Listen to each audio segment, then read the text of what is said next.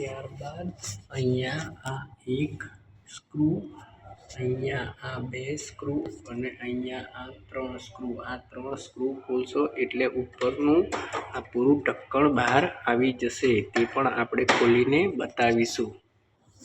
ત્યારબાદ આપણે 3 સ્ક્રૂ ખોલી લીધા છે. ત્યારબાદ આપણે તેનું કવર ખોલી દઈશું. ખોલ્યા બાદ અહીંયા પણ તેના લોક આવે છે, તો તેને ધીમે રહીને ઉપરની તરફ ખેંચવું, જેથી કરીને તે લોક ખુલી જશે.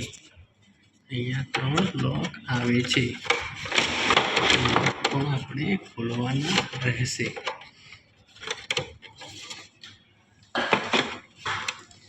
લોક અહીંયા છે, જો હું તમને બતાવી રહ્યો છું. અહીંયા 3 લોક છે અને ખોલવા માટે થોડું પ્રેસ કરવું પડશે.